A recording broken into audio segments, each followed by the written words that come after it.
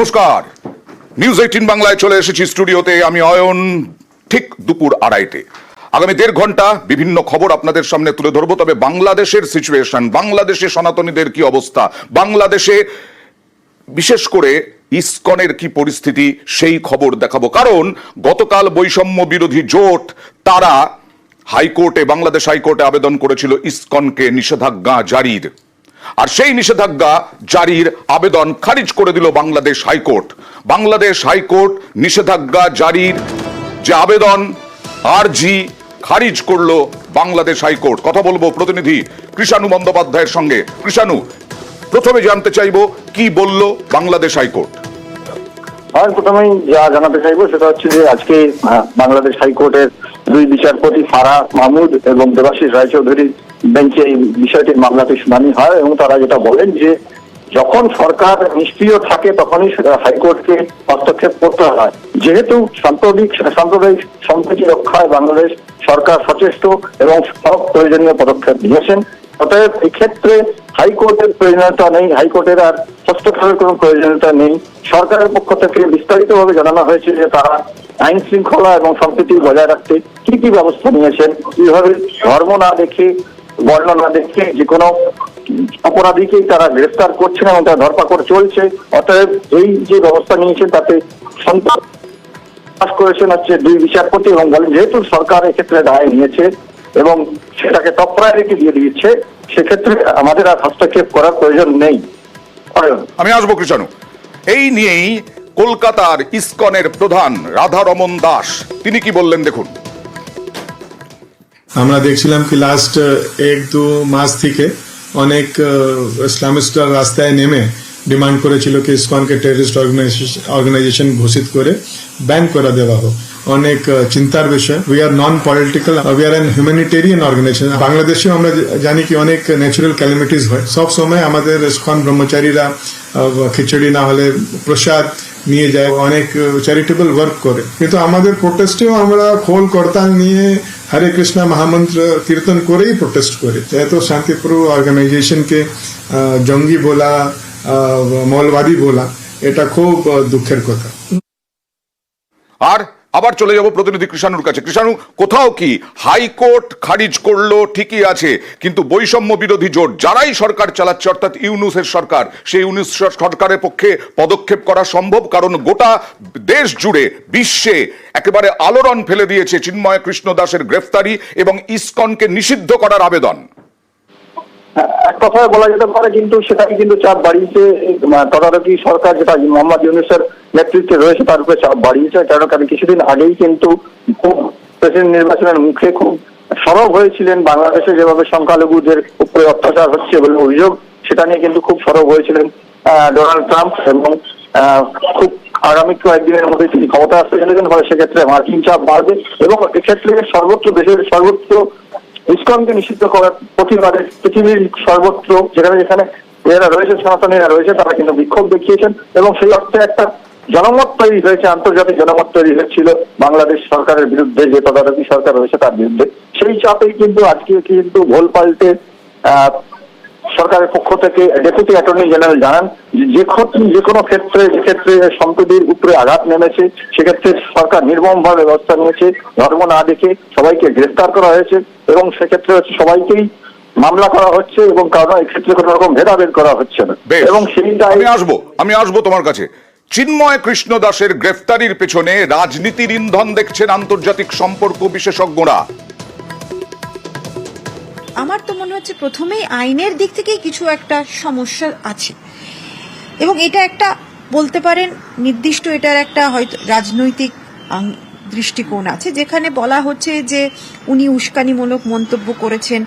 Larger কনটেক্সটে উনি জাগরণ মঞ্চের সদস্য হিসেবে তার চট্টগ্রামের ভূমিকা, রংপুরের ভূমিকা, এই ভূমিকার নিরিখে তাকে আটক করা হচ্ছে। কাজে আইনত যে জায়গাটা আছে সেটা কতটা জোরদার আমি বলতে পারব না, কারণ আইনজীবী নয়, আমি যতটুকু জেনেছি পড়েছি তার ভিত্তিতে বলছি, কিন্তু ডেফিনেটলি এর পিছনে একটা পলিটিক্স আছে, এইটা তো খুব স্পষ্ট এখন বোঝা যাচ্ছে। গ্রেফতার চিন্ময় কৃষ্ণ দাস। সনাতনী জাগরণ মঞ্চ যেটা নতুন গঠিত হয়েছিল সংখ্যালঘুদের নিরাপত্তার কথা ভেবে, তার মুখপাত্র তাকে গ্রেফতার, এবং তার সঙ্গে সঙ্গে সংখ্যালঘুদের ওপর বিভিন্নভাবে অত্যাচারের যে অভিযোগ উঠে আসছে, বিশেষ করে হিন্দুদের ওপরে, তা নিয়ে সতর্ক, বাংলাদেশের পরিস্থিতি নিয়ে সতর্ক কেন্দ্র। প্রধানমন্ত্রী এবং বিদেশ মন্ত্রী এই মুহূর্তে বৈঠক চলছে। সরাসরি চলে যাব প্রতিনিধি মৈত্রীর সঙ্গে। মৈত্রী, কি কি বিষয় উঠে আসছে ওই বৈঠকে, কি কি বিষয়ে নজর রাখা হচ্ছে? দেখো, দিল্লির নজর রয়েছে বাংলাদেশের ওপর, এবং বাংলাদেশে যে পরিস্থিতি চলছে, চিন্ময় কৃষ্ণ দাস তার গ্রেপ্তারি, এবং তারপরে আমরা দেখেছি যে বিদেশ মন্ত্রকের তরফ থেকে একটি স্টেটমেন্ট জারি করা হয়েছে, কিন্তু তার পাল্টাও বাংলাদেশ সরকারের তরফ থেকে একটি বিবৃতি দেওয়া হয়েছে। ফলে সেই পরিস্থিতিতে দাঁড়িয়ে ভারতের কি করণীয় এবং এই মুহূর্তে কি পরিস্থিতি রয়েছে বাংলাদেশে, সেখানে হিন্দু সহ অন্যান্য যারা সংখ্যালঘুরা রয়েছেন তারা কি অবস্থায় রয়েছেন, সে বিষয়ে বিস্তারিত রিপোর্ট আজকে বিদেশমন্ত্রী জয়শঙ্কর তিনি প্রধানমন্ত্রীকে দেবেন বলে জানা যাচ্ছেন। এবং এই বৈঠক সেটা কিন্তু বেশ অনেকক্ষণ ধরেই চলে এই বৈঠক, যেখানে প্রধানমন্ত্রীকে ডিটেইলে ব্রিফ করা হয় বাংলাদেশের পরিস্থিতি সম্পর্কে, এবং একই সঙ্গে ভারতের কি অবস্থান হওয়া উচিত তা নিয়েও কিন্তু বিস্তারিত আলোচনা হয়েছে দুজনের। পরবর্তী সময়ে সচিব পর্যায়ের বৈঠক রয়েছে বাংলাদেশ এবং ভারতের ঢাকায়। সেই বৈঠকের উপরে কোনো নেতিবাচক প্রভাব পড়বে কি? খুব সচিব পর্যায়ের বৈঠকে যে এই বিষয়টি তোলা হবে সে বিষয়েও কিন্তু বিদেশ মন্ত্রক সূত্রে আমরা জানতে পারছি। তার কারণ যে পরিস্থিতি রয়েছে, ভারত বরাবরই কিন্তু বাংলাদেশের হিন্দু সহ অন্যান্য যারা সংখ্যালঘুরা রয়েছেন তাদের উপর যে হামলা রয়েছে সেটা নিয়ে সরব ছিল, এবং সাম্প্রতিককালে যে ঘটনা পরম্পরা তার পরিপ্রেক্ষিতে বাংলাদেশের পরিস্থিতি নিয়ে বেশ কড়া স্টেটমেন্টও দিয়েছে বিদেশ মন্ত্রক। ফলে সচিব পর্যায়ের বৈঠকেও ভারতের তরফ থেকে সে বিষয় তোলা হবে বলেই কিন্তু আমরা বিদেশ মন্ত্রক সূত্রে ইঙ্গিত পাচ্ছি। বেশ, অশান্ত বাংলাদেশ, প্রতিবেশী দেশ, ভারতের প্রতিবেশী দেশ, ভারত প্রতিবেশী দেশ বাংলাদেশের, পড়শি দেশ ভারতে তার কিছুটা হলেও প্রভাব পড়ার আশঙ্কা মনে করছেন আন্তর্জাতিক সম্পর্ক বিশেষজ্ঞরা। যে বাংলাদেশের চারধারে ভারত, বাংলাদেশের যত রকমের উত্থান হবে সেটা অবশ্যই ভারতকে ভাবাবে। কাজে এই জিনিসটা এমন স্তরে এখন গিয়ে দাঁড়িয়েছে যে ভারত সরকারকে এখন প্রতিক্রিয়া দেখাতে হবে, নাও অর নেভার। এবং মনে রাখতে হবে আমাদের যে রাজ্যগুলি রয়েছে, পশ্চিমবঙ্গ, ওদিকে আসাম, ত্রিপুরা, এগুলো তো একেবারে লাগোয়া রাজ্য। ফলে তার সরাসরি প্রকোপ, আমি শব্দটা ব্যবহার করব, প্রকোপ কিন্তু এই রাজ্যগুলিতে পড়ার আশঙ্কা আছে। কৃষাণু আমার সঙ্গে আছে নিশ্চয়ই। কৃষাণু, একটা প্রশ্ন তুলছেন আন্তর্জাতিক সম্পর্ক বিশেষজ্ঞরা, কেন ইউনুস যিনি প্রধান উপদেষ্টা তিনি কোনো বিবৃতি দিচ্ছেন না? এইটা কেন হচ্ছে? ইউনুসকে কি একেবারে পুতুল করে রাখা হয়েছে? এই প্রশ্ন আন্তর্জাতিক মহলে খুব ভাবে উঠতে শুরু করেছে যে এত বড় একটা কাণ্ড, যেটা নিয়ে প্রভু চিন্ময় প্রভুকে ঘিরে যেভাবে হইচই চলছে, পৃথিবী জুড়ে আলোড়ন চলছে, যেভাবে একের পর এক রাষ্ট্র থেকে প্রতিবাদ জানানো হচ্ছে, আপত্তি জানানো হচ্ছে, এবং হচ্ছে সেক্ষেত্রেও মোহাম্মদ ইউনূস যিনি তদারকি সরকারের প্রধান, তিনি কেন কোনো বিবৃতি দিচ্ছেন না, এটা নিয়ে কিন্তু সারা বিশ্বেই প্রশ্ন উঠতে শুরু করেছে। আশা করা যায় যে খুব শিগগিরই তিনি সরাসরি কিছু বলবেন বা হস্তক্ষেপ করবেন, কারণ এর আগে যে বিবৃতিটা এসেছিল সেটা কিন্তু বাংলাদেশ বিদেশ মন্ত্রকের পক্ষ থেকে সরাসরি সরকারের বক্তব্য, এবং সেটা ছিল ভারতের যে বিবৃতি দেওয়া হয়েছে তার বিবৃতির বিরোধিতা করে। অর্থাৎ এই ঘটনা সম্পর্কে এমন ভাবে বাংলাদেশ সরকারকে, তদারকি সরকারকে কিন্তু মুখ খুলতে দেখা যায়নি। একবার দেখাই যে কি প্রশ্ন তুলছেন আন্তর্জাতিক সম্পর্ক বিশেষজ্ঞ ঈশানী নস্কর। এই মুহূর্তে তো বাংলাদেশকে ভাবতে হবে যে তারা আরো কত এই ধরনের, আমার মনে ভাবমূর্তি আরো কত খারাপ করবে। লক্ষ্য করে দেখো, ঘটনার পর থেকে ইউনুস কিন্তু কোনো বিবৃতি দিয়েছেন বলে আমার অন্তত জানা। আর কি একটা বলা উচিত ছিল না যে এই ধরনের একটা, এবং বিভিন্ন তার অ্যাডভাইজারি বোর্ড থেকে বিভিন্ন মানুষজন বলছে যে হ্যাঁ এই একটা আইন ব্যাপার হয়েছে, এবং অলরেডি আমি যেটা বললাম আইনি মহলের মধ্যে একটা বিতর্ক সৃষ্টি হয়েছে। আমি আপনি ডেইলি ট্রিবিউন দেখুন, আপনি এই খবরটা পাবেন। ফলে এই জায়গাতে দাঁড়িয়ে যে তত্ত্বাবধায়ক সরকারের মাথায় রয়েছেন তার আমার মনে হয় আর কিছু না, একটা নৈতিক কর্তব্য টু গিভ আ স্টেটমেন্ট। কোনো স্টেটমেন্ট কেন নেই? একটাই স্টেটমেন্ট এসেছিল, ভারত যখন স্টেটমেন্ট দিয়েছিল বিদেশ মন্ত্রক, তারপরে বিদেশ মন্ত্রকের পাল্টা স্টেটমেন্ট বাংলাদেশ দিয়েছিল। বাংলাদেশে আইন শৃঙ্খলা পরিস্থিতি নিয়ে আনতে পরিস্থিতি নিয়ন্ত্রণে আনতে সাবধানী আচরণ করা উচিত ইউনূস সরকারের, মনে করছেন আন্তর্জাতিক সম্পর্ক বিশেষজ্ঞরা। ইউনূস সরকার একটা বেসিক আইন শৃঙ্খলার দিক থেকে অন্তত কেন দেখছেন না? যে তিনি যখন বলছেন যে আমি প্রত্যেকটা নাগরিকের জীবন সুরক্ষা দায়িত্বে আছি এবং সেটা প্রদান করব, ওনার আইনি ব্যবস্থা, ওনার পুলিশ কেন এইভাবে বলতে পারেন যে শান্তিপূর্ণ যে প্রতিবাদ সভাগুলো সেখানে তারা লাঠিচার্জ করছে, সে কোর্টে লাঠিচার্জ হয়েছে। ল অ্যান্ড অর্ডারের ফেলিয়ারের দিকটাও কিন্তু ভাবনা চিন্তার আছে। একটা গণতান্ত্রিক প্রশ্ন উঠছে, এবং শুধু এই মুহূর্তে আমরা হিন্দু সম্প্রদায় বলছি, চট্টগ্রামে বৌদ্ধ সম্প্রদায় আছে, খ্রিস্টান সম্প্রদায় আছে, তারাও কিন্তু বিপন্ন।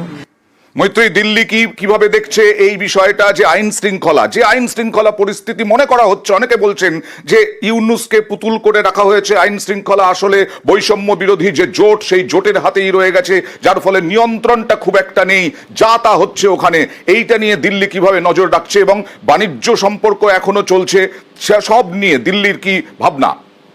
দেখো, বাণিজ্য সম্পর্ক চললেও কিন্তু বাংলাদেশের সঙ্গে সেই বাণিজ্য সম্পর্ক কিন্তু বেশ কিছুটা বলা যেতে পারে তলানিতে এসে থেকেছে, এবং মোহাম্মদ ইউনূস তার যে এই নীরবতা, সেটা ভারতের কাছেও কিন্তু একটা প্রশ্নের বিষয়। তবে মূলত ভারত তাদেরও যে স্টেটমেন্ট তারা দিয়েছিল, সেখানেও কিন্তু তারা কিছু এক্সট্রিমিস্ট এলিমেন্টের কথা উল্লেখ করেছিল, যদিও সেই বক্তব্যকে নস্যাৎ করেছে বাংলাদেশ বিদেশ মন্ত্রক।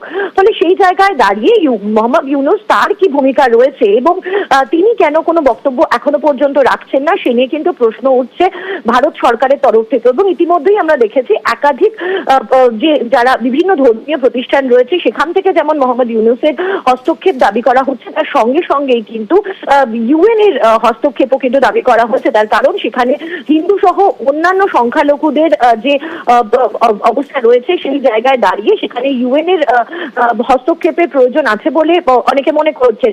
সেই জায়গায় দাঁড়িয়ে ভারত তাদের অবস্থান থেকে ভারত কোনো আন্তর্জাতিক ক্ষেত্রে বাংলাদেশকে আলোচনায় বসার জন্য এবং আরো বৃহৎ কোনো প্ল্যাটফর্মে বাংলাদেশকে লায়েবল করার কথা ভাববে কিনা, সেই বিষয়েও কিন্তু একটা নিজেদের মধ্যে ইন্টারনাল আলোচনা চলছে। যেহেতু পড়শি দেশ এবং তাদের সঙ্গে দীর্ঘদিনের একটি ভালো সম্পর্ক ভারত মেনটেন করে এসেছে, সরকার বদলের পরও কিন্তু ভারত অত্যন্ত সন্তর্পণে পা ফেলেছে যাতে এই বন্ধুত্বের সম্পর্ক কোনোভাবে নষ্ট না হয়।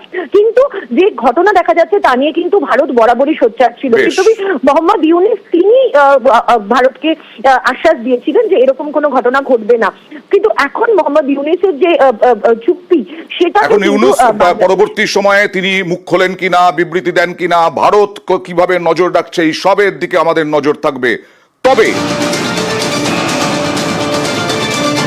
আজকে বিধানসভায় দাঁড়িয়েও উদ্বেগ প্রকাশ করলেন বাংলাদেশের পরিস্থিতি নিয়ে মুখ্যমন্ত্রী মমতা বন্দ্যোপাধ্যায়। আজকে বিধানসভাতে তিনি বক্তব্য রাখতে গিয়ে চিন্তিত, উদ্বিগ্ন, এরকমটাই বক্তব্য রাখলেন। বাংলাদেশের ঘটনার নিন্দাও করলেন, ধর্মের ওপর অত্যাচারের নিন্দা করলেন, যে কোনো ধর্মের ওপর। কথা বলবো প্রতিনিধি সোমরাজের সঙ্গে। সোমরাজ, দেখো, মুখ্যমন্ত্রী মমতা বন্দ্যোপাধ্যায় যখন বিধানসভার অধিবেশনে বক্তব্য রাখেন, সেই সময় ইসকনের ঘটনার প্রসঙ্গ তিনি তোলেন এবং তিনি জানান যে এখানে যিনি ইসকনের প্রধান রয়েছেন তার সাথে তার দুবার কথা হয়েছে। গোটাটাই কেন্দ্রের ব্যাপার, অন্য দেশের ব্যাপার হলে সেটা কেন্দ্র সিদ্ধান্ত নেবে, কিন্তু এই ধরনের ঘটনা নিন্দা করা হবে। মুখ্যমন্ত্রী মমতা বন্দ্যোপাধ্যায় এমনটাই বলেন। শুধু তাই নয়, তিনি এটাও বলেন যদি কোনো ধর্মের ওপর অত্যাচার হয় অবশ্যই আমরা প্রতিবাদ করব। অন্য দেশেও যদি ধর্ম নিয়ে কিছু হয় আমরা এটা সমর্থন করি না, আমরা নিন্দা করি। বাংলাদেশের ঘটনাকে কেন্দ্র করেই মুখ্যমন্ত্রী মমতা বন্দ্যোপাধ্যায় এমনটাই মন্তব্য করেন আজ বিধানসভার হাউসে, তেমনটাই মনে করা হচ্ছে। তার কারণ তিনি কোনো দেশের নাম আজকে সরাসরি নেননি। তিনি বলেছেন যে কোনো দেশেই কোনো ধর্ম নিয়ে অত্যাচার হয়, যদি কোনো ধর্মের ওপর অত্যাচার হয় অবশ্যই আমরা তার প্রতিবাদ করব। অন্য দেশেও যদি কোনো ধর্ম হয়, ধর্ম নিয়ে কোনো অত্যাচার করা হয়, সেটাও আমরা প্রতিবাদ করব। এই ধরনের ঘটনা নিন্দনীয়। মুখ্যমন্ত্রী মমতা বন্দ্যোপাধ্যায় বিধানসভার হাউসে বক্তব্য রাখতে গিয়ে এমনটাই বলেন। বেশ। আর এই বাংলাদেশের পরিস্থিতি নিয়ে যে এপার বাংলা চিন্তিত, উদ্বিগ্ন, এই উদ্বেগের পরিস্থিতি কাম্য নয়, সেই দিকেও নজর আন্তর্জাতিক সম্পর্ক বিশেষজ্ঞদের। দেখুন, দেখুন, আমরা বাঙালিরা ওপার বাংলার বাঙালিদের সঙ্গে বরাবরই যোগাযোগে আছি এবং আমার ধারণা প্রত্যেকটি মানুষ খুব উদ্বিগ্ন এবং অনেকে মনে করছেন তারা অনিরাপদ আছেন। হ্যাঁ, ফলে এই পরিস্থিতিটা আমার মনে হয় পশ্চিমবাংলার মানুষের কাছে একেবারেই কাম্য না। এবং আমরা অনেক জায়গায় সাংস্কৃতিক আমাদের অনেক মেলবন্ধন আছে, কত বাংলাদেশি মানুষ আমাদের এখানে আসেন, তা আমরা বরাবরই তাদের সঙ্গে আমাদের একটা আলাদা সম্পর্ক আছে। কিন্তু চরমপন্থী মানুষ যখন এইভাবে তাদের প্রতি দুরাচার করছে এবং সরকার সেটাকে প্রতিরোধ করতে পারছে না, নিশ্চয়ই এটা আমাদের কাছে খুব আক্ষেপের বিষয়।